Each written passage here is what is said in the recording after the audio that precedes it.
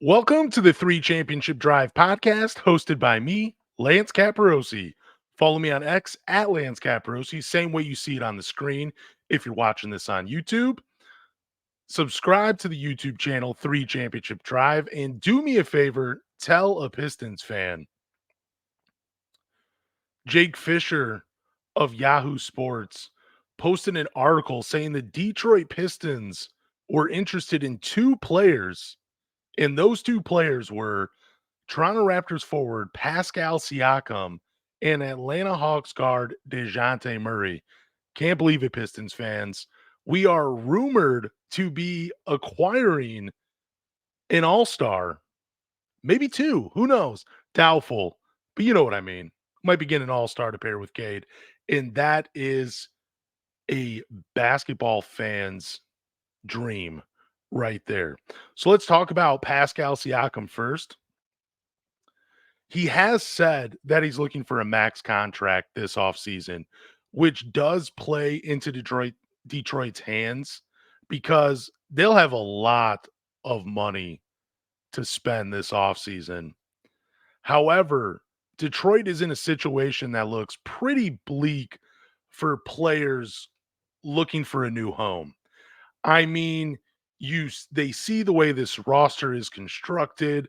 They know that if they come to Detroit, there's going to be probably another losing season ahead of them. So that doesn't really make it favorable for Detroit when they're looking for bringing in real assets like an all-star, like Pascal Siakam, who in my opinion would help tremendously. Now, the question remains, would the Detroit Pistons be willing to give up one of their young players in a trade for Pascal Siakam? I'm not sure. I know there are a lot of Pistons fans out there that would say, no, I believe in the young core. That is who I want. I want to see those guys build something, grow together. And I get it. I 100% get it. But when there is an all-star player that is available that can help the team immediately and start to pull that team out of the bottom, which is where Detroit currently sits, I think you got to pick up the phone and you got to listen to any offer. You got to listen to what the Toronto Raptors want. And if you got to throw in a guy like Jaden Ivey, and that's where the trade package is centered around, I think you really got to look at it. I think you have to ask yourselves as a Pistons fan, how good is Jaden Ivey going to be in the next 3 years? Is he going to be an all-star? Is he a guy that's going to perform at a level where you can seriously compete someday alongside Cade Cunningham? And I think those are a lot of questions, and I think there's a lot of question marks around that question because I, at one point, did believe Jaden Ivey was a future all-star. There's just a lot of good guards in the East, and that's a steep hill for him still to climb. He shows a lot of flashes. He is a fantastic player. Do not get me wrong. He's still a little raw. There's a lot to work on. I'm not saying he can't get to that level. I just don't see it personally. And I could be wrong. I'd be happy to eat my own words. I'll literally print out a sheet and eat them on this podcast, and you can watch it live when I do the YouTube show. So that's the question you have to ask yourselves. And again, I'm saying I would be willing to trade a Jaden Ivey or even potentially an Asar Thompson for Pascal Siakam because I think he helps immediately and I think he helps it down the line. He's only 29 years old. He will be 30 at the end of the season. He is looking for a max contract and he's looking for a team that fits. In this team, they have no fit. So it's kind of like looking at an empty canvas and you get to control the brush and you get to paint whatever picture you want. That's how I would sell the team to Pascal Siakam. Say, look, you got Duran, you got Cade Cunningham, you got two pieces, and then the rest, we're going to try to build around you three. But how does Pascal fit with Cade Cunningham? That is something that a lot of Pistons fans will have conversations about until they are blue in the face. And I get it because you look at Pascal and you just look at the numbers and you're like, he's only shooting 30% from the 3-point line this year. I get it, guys. I do. He is a career 34% shooter. I mean, a career 32% shooter, but in 3 of those 8 years, he shot 34% or better. Actually, 1 year, and I believe this was his 3rd year. It was his 3rd year. He shot 37% from 3 on 3 attempts per game. Now, that is the one glaring weakness to his game is the outside shot, but he's still a fantastic player. This is a guy that can hurt you while attacking the rim. He can hurt you from the mid-range. He has a floater game. He can run in transition. He's a fantastic cutter. He can play off the ball. That, in my mind, fits alongside Cade Cunningham. And not to mention, which I'm going to, is he's another guy that draws a double team and he knows how to pass out of the double team. He knows how to find the open teammates. This guy averaged 5.8. We're going to round up. We always do on this show. 6 assists per game last year when Toronto was not that good. They had a down year shooting outside with Fred VanVleet, with Gary Trent, with OG Anunoby. They struggled from the perimeter last year, and this guy, despite being doubled, found them an average 6 assists per game. And if they were shooting up to their standards, he probably would have averaged closer to 8. That's how good Pascal Siakam is. And he's another guy that can take pressure off of Cade so Cade doesn't get tired legs and maybe even limits the injuries going forward. He's just a guy you can rely on to get you a bucket. And we need help at that 4 spot. And I know some guys, some fans have, issues with him playing the 4 because they're concerned about the spacing around Durant. I'm not worried about that. I'm really not. I know that on paper, Isaiah Stewart is a better 3-point shooter, but other teams don't treat him like a real threat. They treat Pascal Siakam like a real threat. They are going to play closely on him. They don't want to get beat by Pascal Siakam. He is a fantastic player. And you would be crazy to not want to improve this team right now and going forward with Pascal Siakam and hope that Jaden Ivey or Asar Thompson turn into something special to pair along Cade and Jalen Duren. He does bring it defensively. He's a guy that can attack closeouts. I believe last season he led the league in closeouts. He can also protect the paint a little bit. Just going to pull up these numbers just real quick. So he's not really much of a rim protector. I lied. Sorry about that, guys. He does average almost a block per game for his career. It has gone down as his career has gone on. Can still get you a steal per game. He can defend 1 through 5 in a pinch if you need him to. He's just a good all-around player. But again, the question mark remains, will he sign in Detroit? I'm just not sure if he will. And that is why I am skeptical. That is why when I bring up these 2 players, like I love the fit with Cade. I think he can help out immediately, but I would be hesitant. I would still make the call. Like if I'm Troy Weaver, I'm still picking up the phone and I'm calling the Raptors. And I'm trying to figure out what do I got to get Pascal Siakam here? And if the offer, if it's a good package and you're not losing too much, I would probably still do it, but I would be hesitant to pull the trigger just because his future is so uncertain. But again, what's in Detroit's favor? They do have a lot of money. So I would say ideally what I would like to do, I would not make the trade and I would play out the rest of the season and I would talk to him in the offseason. And I would try to bring him in. That means you still get to keep the young core. You still get to see them develop for at least the rest of this season because at some point, Detroit is going to have to make a tough decision about those 4 players. They're going to have to do it. If they all pan out the way we think they can, there's going to have to be some tough decisions. There really is. There's not enough money to keep all of them. So yeah, I'm in on Pascal Siakam, but ideally I would rather hit the free agency market and I'd rather go into a bidding war with other teams, knowing that I do have the money to sign him. Now, the other player, Jake Fisher, mentioned in his article, he mentioned DeJounte Murray, and I'm a huge fan of Murray. He's a combo guard, a two-way player. He's averaging 21, 5, and 5 this season while shooting 39% from the 3, and I believe 44% from the field. 47% from the field. So even better than what I thought. He is a 3-level scorer, believe it or not. He can attack the rim, he can attack you from mid-range, he can hit the open 3. He's made an all-defensive team, he's been an all-star, and he's led the league in steals. He's one of the best guards in the NBA. It really doesn't work that well with Trae Young in Atlanta because Trae Young needs the ball in his hands so much, but it would be a little different with DeJounte Murray. And unlike Pascal Siakam, he won't be a free agent this year because he signed a 4-year, $120 million extension that begins next year.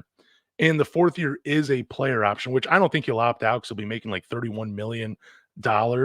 And I think that even at the age of 31, that would still be a bargain for Murray. But how does he fit with Cade Cunningham?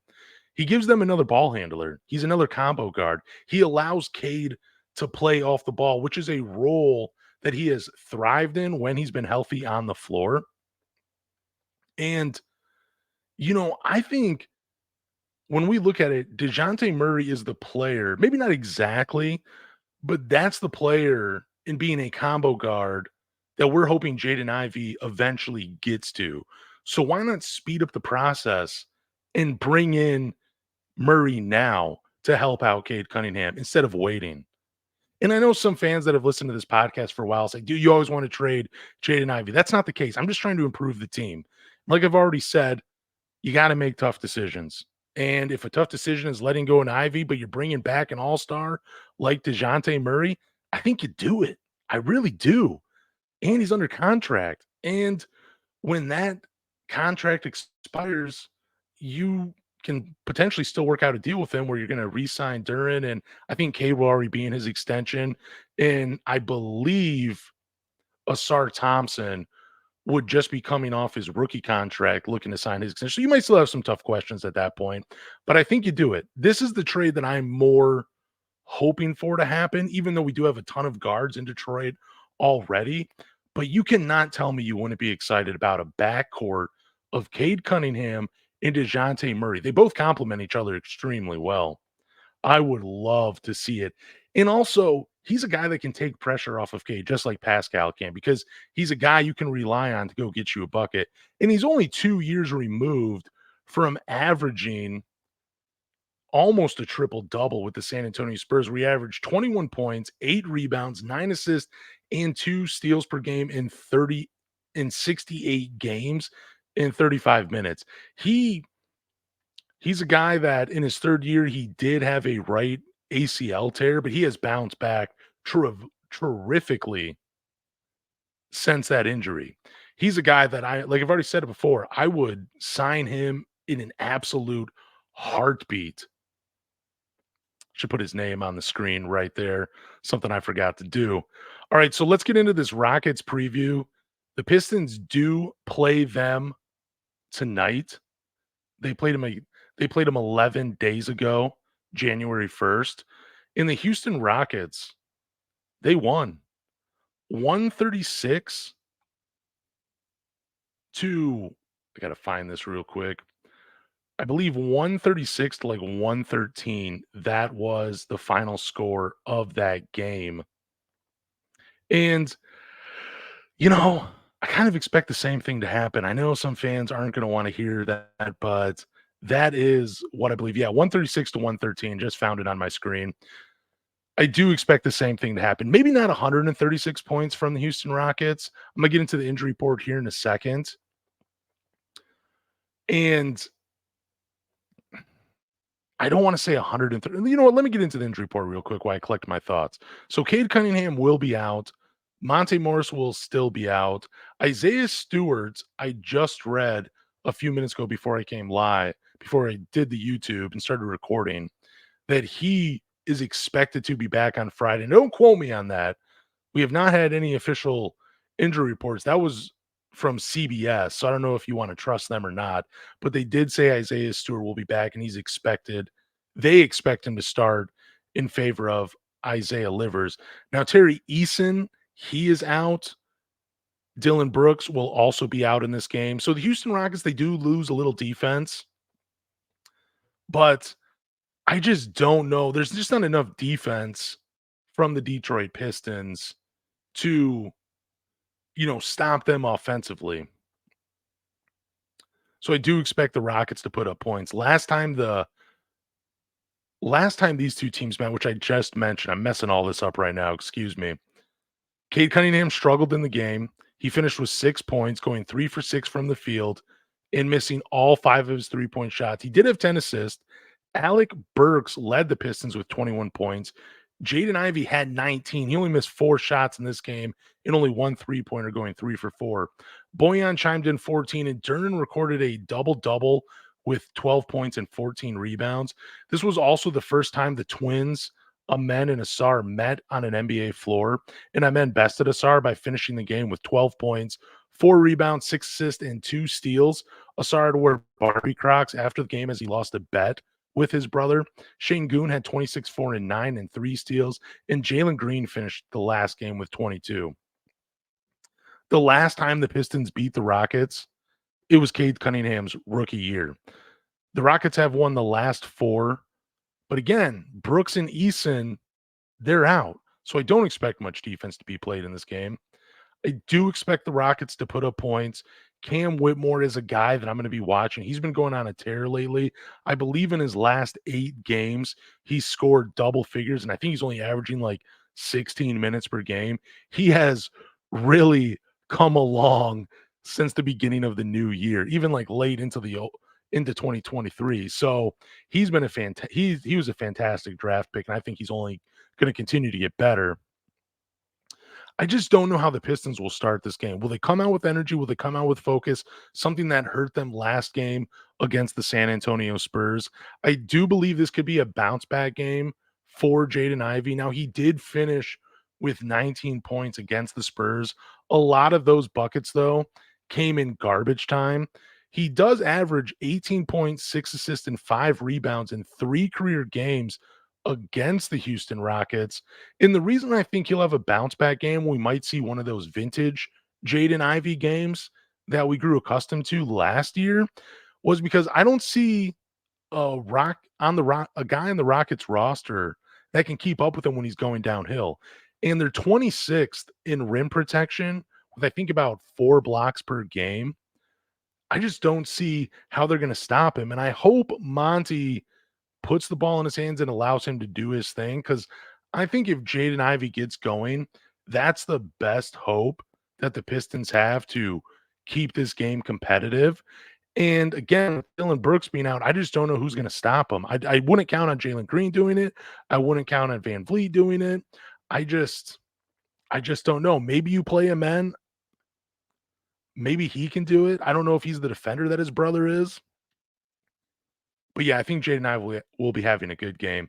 I'm also really going to watch Jalen Duren pretty closely because starting centers have been feasting against him. Now, I know it's not all on him. James Wiseman plays a good amount of those minutes, but Jokic had a great game. Sabonis had a triple double. Victor Wembanyama had his first career triple double against the Pistons while being defended by Jalen Duren. And like I said just a few minutes ago, Shane Goon had 26, 4, and 9 with 3 steals against the Pistons 11 days ago. And I think he just finished his last game with 25. So he's coming in with a little bit of momentum. But I want to see how Jalen Duren bounces back as well. I want to see how he responds. I want to see if he makes adjustments against the Houston Rockets. And I really want to see him communicating out there on the floor. He talked about guys missing coverages. He talked about guys missing assignments. Okay, then be the voice on defense and get these guys to play a little bit defense to the best of their abilities. I know it's not great with the lineups Monty puts out there, but there needs to be someone with a voice out there. It can't just be Isaiah Livers. So the over is set at 228 and a half. I'm going to go ahead and say you take the over in this game because I believe Houston scores at a minimum 120 points. They finished with 136 last time these two met. I know that they're struggling a little bit as they lost their last 2, but this is a team I could easily see them scoring 120, but I would really say they're probably going to get to at least 128 in this game. And then the Pistons, it's always a toss up every game, but I do feel like that there's gonna be some garbage time points scored in this game, and the Pistons will get at least 108, if not 110, possibly even 112 in this game. So I would take the over. Houston is also 8-point favorites in this game. I'm gonna take that as well because I think they win by double digits against the Detroit Pistons. Because, like I said earlier, this is not going to be a defensive game. This is just gonna be one of those games where it could potentially lead to a shootout, and I'm excited for that. I'm excited for at least a shootout in this game. It should be a good one. That's all I have for this video and this podcast. I do appreciate you guys listening. Thank you to all the new subscribers. I do appreciate it. Where can you find the podcast? Well, let me tell you, you can find us on YouTube at 3 Championship Drive. You can also find us on Google, Apple, Spotify, or wherever you get podcast at 3 Championship Drive. So after you hit subscribe, leave a review, rate us, and more importantly, tell a Pistons fan.